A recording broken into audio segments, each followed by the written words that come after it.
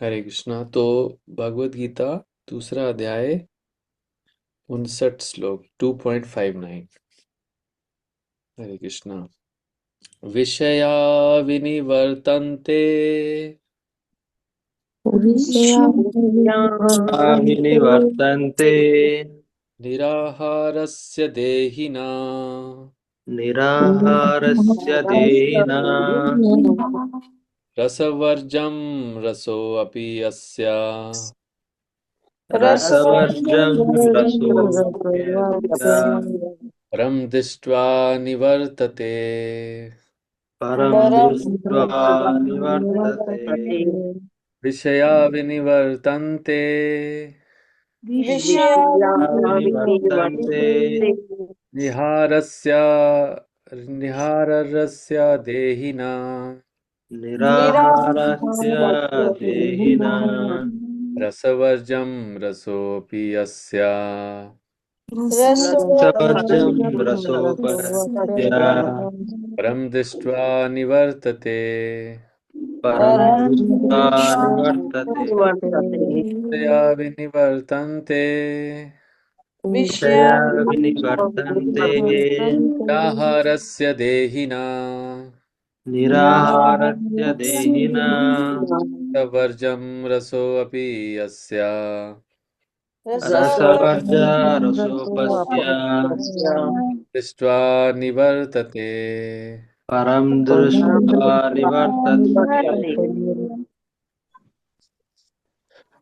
इसका word meaning भी पढ़ेंगे हम आज से। विषया विषया इंद्रिय भोग की वस्तुएं इंद्रिय भोग की वस्तुएं विनिवर्तन्ते विनिवर्तन्ते रहने के लिए अभ्यास दूर रहने के लिए अभ्यास की जाती हैं। दूर रहने के लिए अभ्यास की जाती है। निराहारस्य निराहारस्य निषेधात्मक प्रतिबंधों से निषेधात्मक प्रतिबंधों से देहिना देहिना देहवान जीव के लिए देहवान जीव के लिए रसवर्जम रसवर्जम स्वाद का त्याग करता है। स्वाद का त्याग करता है।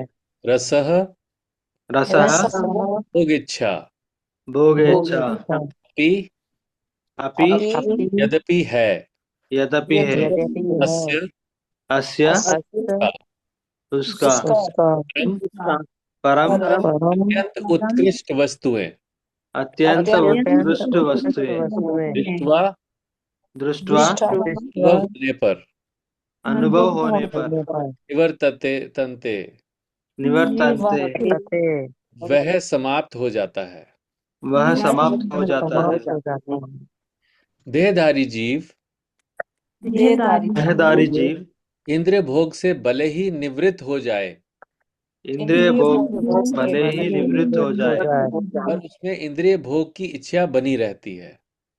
पर उसमें इंद्रिय भोग की इच्छा बनी रहती है। लेकिन लेकिन उत्तम रस के अनुभव होने से उत्तम रस के अनुभव होने से ऐसे कार्यों को बंद करने पर कार्यों को बंद करने पर वह भक्ति में स्थिर हो जाता है।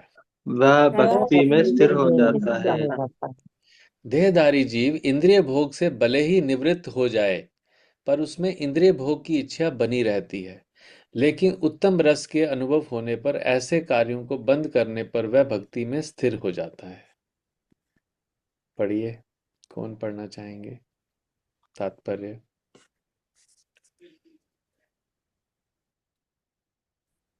हरे कृष्णा। जब तक कोई अध्यात्म को प्राप्त ना हो तब तक इंद्रिय भोग से विरत होना असंभव है। विधि विधानों द्वारा इंद्रिय भोग को सहमित करने की विधि वैसी ही है जैसे किसी रोगी के किसी भोज्य पदार्थ खाने पर प्रतिबंध लगाना, किंतु इसमें रोगी की ना तो भोजन के प्रति रुचि समाप्त होती है और ना वे ऐसा प्रतिबंध लगाया जाना चाहता है।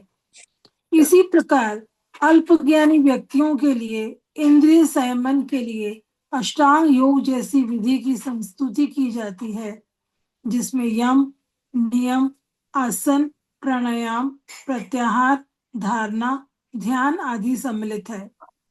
किंतु जिसने कृष्ण भावनामृत के पद पर प्रगति के क्रम में परमेश्वर कृष्ण के सौंदर्य का रसावादन कर लिया है, उसे जड़ भौतिक वस्तुओं में कोई रुचि नहीं रह जाती। अतः आध्यात्मिक जीवन में ये सारे प्रतिबंध अल्प ज्ञानी नवदीक्षितों के लिए हैं।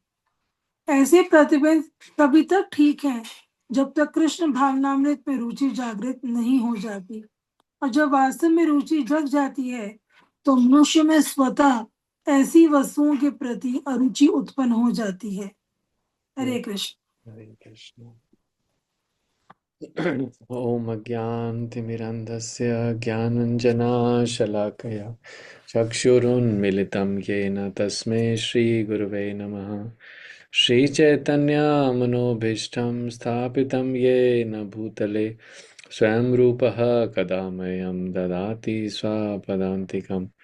वन्देऽहं श्रीगुरु श्रीयुतपदकमलं श्रीगुरून् वैष्णवांश श्रीरूपं साग्रजातं सहगण रघुनाथान्वितं तं सजीवं साद्वैतं सावधूतं परिजनसहितं कृष्णचैतन्यदेवं श्रीराधा कृष्णपादान् सहगण ललिता श्रीविशाखान्वितांश हे कृष्णा करुणा सिंधु दीनबंधु जगतपते गोपेशा गोपिका कांत राधा कांत नमस्तुते तप्त कांचन गौरांगी राधे वृंदावनेश्वरी वृषभानुसुते देवी प्रणमामि हरिप्रिये वाञ्छाकल्पतरुभ्यश्च कृपा सिन्धुभैव च पतितानां पावनेभ्यो वैष्णवेभ्यो नमो नमः। जय श्री कृष्ण चैतन्य प्रभु नित्यानंद श्री अद्वैत गदाधर शिवासादि गौर भक्त वृंद। हरे कृष्णा कृष्णा कृष्णा हरे हरे हरे राम राम राम हरे हरे।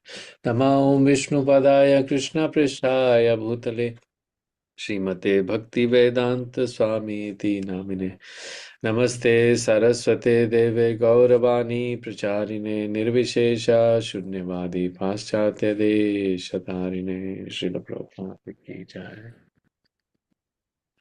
हरे कृष्णा। तो प्रभुपाद जी अपने लेक्चर्स में ये इसके जो लास्ट वाली लाइन है, फोर्थ फोर्थ वाला जो परम दृष्टवानि वर्तते, बहुत बार यूज करते हैं। जो लोग आप में से प्रभुपाद जी के लेक्चर सुनते हैं या सुने हैं ये बहुत इंपॉर्टेंट श्लोक है कि देहधारी जीव इंद्रिय भोग से भले ही निवृत्त हो जाए, इसका क्या मतलब है? भले ही निवृत्त हो जाए मतलब निवृत्त होने का क्या मतलब है?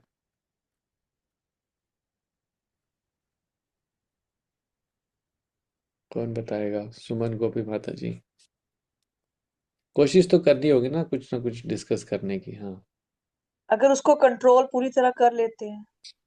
हाँ, अगर मान लो वो एक्सटर्नली बाहरी कंट्रोल कर ले या उससे वो कर भी ना रहा हो, अगर वो इंद्रिय भोग की जो एक्टिविटी है उसको कर भी ना रहा हो, पर उसमें इंद्रिय भोग की इच्छा बनी रहती है, इससे क्या क्या मतलब हुआ? अंदर इच्छा तो है पर वो अपने आप को काफी अंदर से कंट्रोल करके बैठ है, करा हुआ है उन्होंने, कंट्रोल तो करा हुआ पर इच्छा अभी भी अंदर है उनके। हम्म। तो ऐसे व्यक्ति को अब उसने कंट्रोल तो किया हुआ है, लेकिन जब उसको मौका मिलेगा तो इंद्रिय भोग कर लेगा वो, या मतलब सिचुएशन ऐसी आ जाएगी तो वो कर लेगा। लेकिन उत्तम रस के अनुभव होने से ऐसे कार्यों को बंद करने पर वह भक्ति में स्थिर हो जाता है। इसका क्या मतलब है? हायर प्रभु टेस्ट जी मिल जो जाता है। जी जी बताइए सारिका माता जी।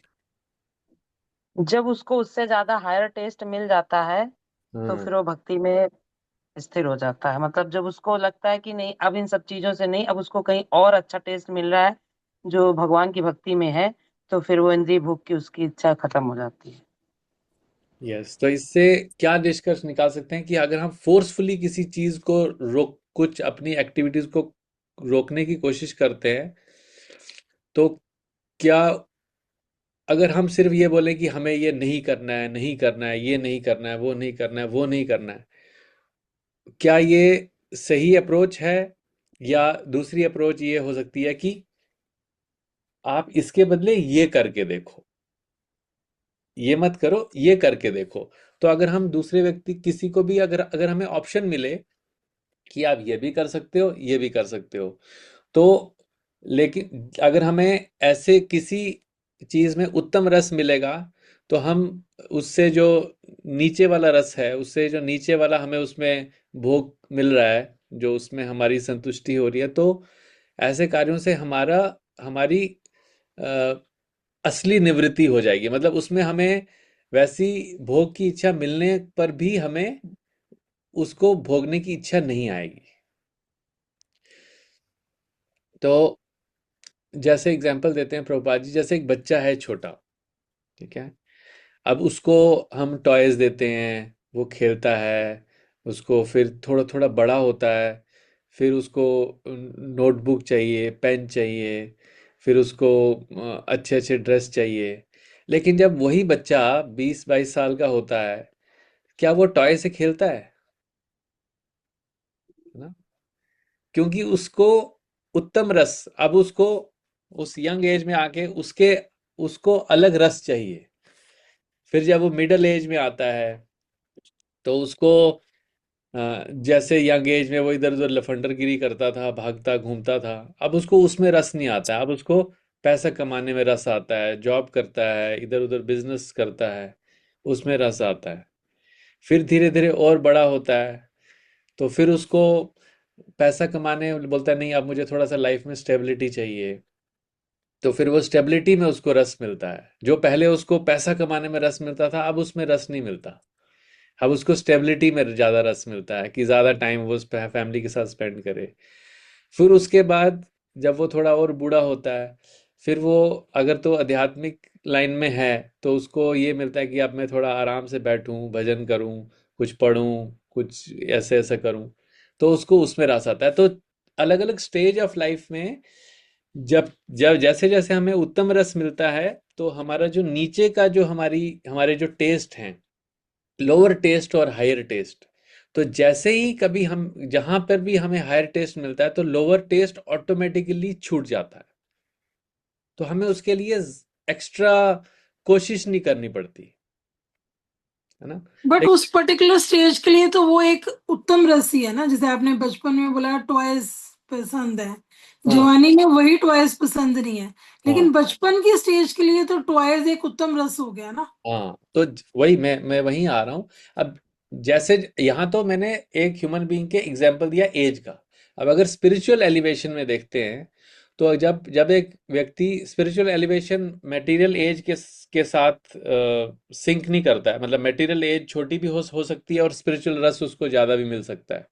अब एक अब एक व्यक्ति जैसे ही स्पिरिचुअली एलिवेट हो रहा है, तो आध्यात्मिक लेवल में जैसे जैसे उसको रस मिलता जा रहा है, भक्ति में उसको रस मिल रहा है, सेवा में रस मिल रहा है, तो बाकी जो नीचे के रस हैं, जो जो लोअर टेस्ट है, उससे उसको रोकने की जरूरत नहीं पड़ती। वो ऑटोमेटिकली उसके लाइफ से वैसी इच्छाएं अपने आप खत्म हो जाती हैं। It is natural. वो एग्जाम्पल का पर्पस वो था कि हम उसको समझ पाए कि कैसे नेचुरली होता है। कोई कोई भी पेरेंट्स बच्चे को नहीं बोलते, नहीं नहीं अब तुम्हारा टाइम टॉय से खेलने का नहीं हो गया, अब तुम कुछ और पढ़ो। वो धीरे धीरे जैसे जैसे ही उसका ग्रेजुअल एलिवेशन होता है, तो उसके उसको उसका एलिवेशन होता है, तो उसका लोअर रस से उसको हायर रस मिलता है। तो इसी तरीके से यहाँ पर प्रभुपाद जी जो पर्पट में बता रहे हैं, जब तक कोई अध्यात्म को प्राप्त ना हो, जब तक स्पिरिचुअलिटी को कोई फॉलो ना करे, तब तक इंद्रिय भोग से विरक्त होना असंभव है। कोई ऐसा बोल सकता है कि नहीं मेरे को बहुत कंट्रोल है, मैं बहुत ही स्ट्रिक्ट हूँ, मैं बहुत स्ट्रांग हूँ, लेकिन ये सब बोलने की बातें हैं। अगर तो वो आध्यात्मिक जीवन का को फॉलो नहीं कर रहा है, तब तक ये सिर्फ वर्ड्स ही हैं बस। विधि विधानों द्वारा इंद्रिय भी भोग को संयम करने की विधि वैसी ही है, जैसे किसी रोगी के किसी भोज्य पदार्थ खाने पर प्रतिबिंब लगा हो, किंतु इसमें रोगी की ना तो भोजन के प्रति रुचि समाप्त होती है और ना ही वह प्रतिबिंब लगाया जा सकता है। इसमें एक अभी जो मैं लेक्चर अटेंड करता हूँ उसमें प्रभु जी एक एग्जांपल दे रहे थे कि एक माता जी थी, उनको कुछ तो मतलब इंटेस्टाइन में, स्टोमक में, इंटेस्टाइन में कुछ तो प्रॉब्लम हुआ। तो उन्होंने, डॉक्टर ने बोला कि आपको तला हुआ चीज़ कुछ नहीं खाना है। बोला बिल्कुल नहीं खाना है, मतलब अभी जब तक आप ठीक नहीं होते तब तक आपको बिल्कुल भी फ्राइड चीज़ नहीं खाना है। और वो माता जी को ना समोसे बहुत पसंद थे। तो वो अब जब तक वो हॉस्पिटल में थी तो उनकी बेटी उनके साथ थी। तो वो जो माता जी थी, जो बीमार थी, वो अपनी बेटी को बोलती थी कि तू मेरे लिए समोसे लेके आ। ये डॉक्टर वॉक्टर जो भी बोल रहे हैं, तू मेरे लिए समोसे लेके आ, मुझे समोसे खाने हैं। अब डॉक्टर ने मना किया था। तो उसकी बेटी उनको बोलने लगी कि मम्मा, डॉक्टर ने मना किया, मैं नहीं लाऊंगी। वो बार बार उनको पुश कर रही थी, तो वो बोली नहीं नहीं मैं नहीं लाऊंगी। उसके बाद वो जो मदर है, जो माता जी बीमार थी, उन्होंने बोला ठीक है, तू एक काम कर, तू समोसा लेके आ और यहाँ पर मेरे सामने बैठ के खा। जब मैं तुझे देखूंगी ना तू समोसा को एंजॉय कर रही है, तो मुझे बहुत रस मिलेगा, मुझे बहुत आनंद आएगा। तो मतलब वहां से वो बता रहे थे कि चाहे हमारी इंद्रियां उस समय उस चीज को भोगने के लिए कैपेबल ना भी होना, तो भी अंदर इतना स्ट्रांग अर्ज है कि हम, कि ये न केन प्राकृत किसी ना किसी तरह हम उसको टेस्ट लेना चाहते हैं, है ना। तो इसी तरीके से अल्पज्ञानी व्यक्तियों के लिए इंद्रिय संयम के लिए अष्टांग योग जैसी विधि संस्तुति की गई है, जिसमें यम, नियम, आसन, प्राणायाम, प्रत्याहार, ये सब प्रोसेस हैं इंद्रियों को कंट्रोल करने के लिए। बट ये सब एक्सटर्नल है, ये सब बाहरी बाहरी चीजें हैं। किंतु जिसने कृष्ण भावनामृत के पथ पर प्रगति के क्रम में परमेश्वर कृष्ण के सौंदर्य का आस्वादन कर लिया है, तो कृष्ण के सौंदर्य का आस्वादन मतलब कृष्ण के रूप के सौंदर्य का आस्वादन, कृष्ण प्रसाद के प्रसाद का आस्वादन, कृष्णा के नाम का आस्वादन, कृष्णा के भक्तों की सेवा का आस्वादन। तो क्योंकि कृष्णा एब्सोल्यूट है, तो कृष्णा के रिलेटेड जो भी चीजें हैं, अगर उसमें किसी को रस मिलना शुरू हो गया, उसे जड़ भौतिक वस्तु में कोई रुचि नहीं रह जाती। इसलिए वो भी बोलते हैं ना कि वृंदावन में बोलते हैं कि आपको अगर भौतिक चीज़ों में बहुत आनंद आ रहा है, आप अपने परिवार में बहुत खुश हैं, अपना लाइफ, बिजनेस बिजनेस सब चल रहा है, अच्छा, बहुत अच्छा चल रहा है, तो केशी घाट मत जाना। क्योंकि केशी घाट चले गए, वहां पर श्याम सुंदर जी के दर्शन अगर हो गए आपको, तो फिर आपका जो दूसरा लाइफ है, भौतिक लाइफ, वो पूरा खत्म हो जाएगा, वो एकदम से समाप्त हो जाएगा। अतः आध्यात्मिक जीवन में ये सारे प्रतिबंध अल्पज्ञानी नवदीक्षितों के लिए हैं। तो ये जब हम साधना भक्ति कर रहे हैं ना अभी, बिकॉज अभी हम राग राग भक्ति पे नहीं पहुंचे हैं। तो राग भक्ति वो है जिसमें नेचुरल जो अट्रैक्शन है वो भगवान के लिए होता है। लेकिन वहां तक पहुंचने के लिए हमें साधना भक्ति के जो रूल रेगुलेशंस हैं, जो डूज एंड डोंट्स हैं, उसको पहले फॉलो करना पड़ता है। सो ऐसे प्रतिबंध तभी तक ठीक है जब तक कृष्ण भावना में रुचि जागृत नहीं होती। तो जो निष्ठा, रुचि, प्रेम वाला स्टेज है ना, लास्ट टॉप 3 स्टेजेस जो भक्ति की हैं, तो वहां तक पहुंचने के लिए हमें साधना भक्ति को फॉलो करना होता है। और जैसे ही हम उस वहां तक पहुंच जाते हैं, रुचि, उसके बाद प्रेम, तो वहां पर हमें एक्स्ट्रा एफर्ट नहीं करना पड़ता है रूल्स रेगुलेशन को फॉलो करने के लिए। वो नेचुरली हम वैसा ही करते हैं जैसा कि मतलब जैसा कि मतलब हमें हमें उस चीज को करने में टेस्ट मिलता है। हमारे ऊपर कोई बॉन्डिंग नहीं होती है कि नहीं आपको प्रसाद ही खाना है उस समय। दूसरी चीज, आप प्रसाद के अलावा कुछ और खा ही नहीं पाओगे, या आपको इच्छा नहीं होगी खाने की, इवन दो आप भूखे भी होंगे तो। और जब वास्तव में रुचि जग जाती है, तो मनुष्य में स्वतः ऐसी वस्तुओं के प्रति अरुचि उत्पन्न हो जाती है। तो अभी मान लो हमें सुबह उठने में दिक्कत होती है, मान लो कि कभी लगता है कि नहीं सो जाए, तो सोने में रस ज्यादा मिलता है ना। या माला अगर बच्ची हो और ब्रेकफास्ट का टाइम आ जाए तो हमें उस फुल्का सब्जी में या पोहा में या कचौरी में ज़्यादा रस मिलता है। लेकिन जैसे जैसे हमारी कृष्ण भावना अमृत में हमारा हमारा एलिवेशन होता है, हमारी रुचि जागृत होती है, तो हमारे को वस्तुओं से ज्यादा भगवान में रुचि, भगवान में की चीजों में टेस्ट ज्यादा मिलता है। टेस्ट नहीं बोलेंगे, मतलब उसमें हमें रस मिलता है। तो हर कोई व्यक्ति कहीं ना कहीं पे रस ढूंढ रहा है। कभी कभी लोग भक्ति में भी रस, मतलब भक्ति में इन द सेंस आध्यात्मिकता में भी रस ढूंढते हैं। जैसे किसी को पढ़ना बहुत पसंद है तो उसको पढ़ने में रस मिलता है, किसी को समझाना बहुत पसंद है उसको समझाने में रस मिलता है, किसी को सुनना बहुत पसंद है उसको सुनने में रस मिलता है। तो हर एक का अलग अलग लेवल है। लेकिन मेन जो पॉइंट यहाँ पे समझ आता है कि हमें हमें जैस हम अपने को, हमें सिर्फ रूल रेगुलेशन फॉलो करने हैं, लेकिन उसको नेचुरली, उसको उससे हमको एलिवेशन होना है। लेकिन अगर हम ये बोले नहीं, हम क्लास 1 में हैं लेकिन मुझे क्लास 12th का मैथ सॉल्व करना है और उसमें 90 मार्क्स लाने हैं, तो वो पॉसिबल नहीं है। तो वो पॉसिबल नहीं है। हम जैसे जैसे एलिवेट होते जाएंगे, बस हमें सिर्फ जो जो जो हमारे हमारे को बताए गए रूल्स रेगुलेशंस हैं उसको फॉलो करते जाना है नेचुरली, और उससे हमारा स्टेप बाय स्टेप एलिवेशन होगा। और जैसे ही हमें हायर टेस्ट मिलता जाएगा तो लोअर टेस्ट ऑटोमेटिकली खत्म होता जाएगा, हमारा उसके प्रति रुचि धीरे धीरे खत्म होती जाएगी और हायर टेस्ट में रुचि बढ़ती जाएगी। ये प्रभुपाद जी इसको बहुत बार कोट करते हैं। उत्तम रस के अनुभव होने पर ऐसे कार्यों को बंद करने पर वह भक्ति में स्थिर हो जाता है। तो उसके कार्य भी बंद हो जाते हैं, जो इंद्रिय भोग के कार्य हैं वो बंद बंद हो जाते हैं, और धीरे धीरे वो, और उसी के मात्रा में वो भक्ति में स्थिर होता जाता है।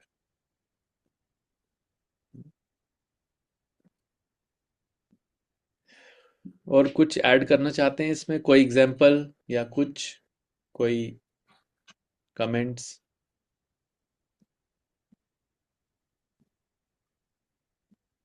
ऐसा लगता है होता है।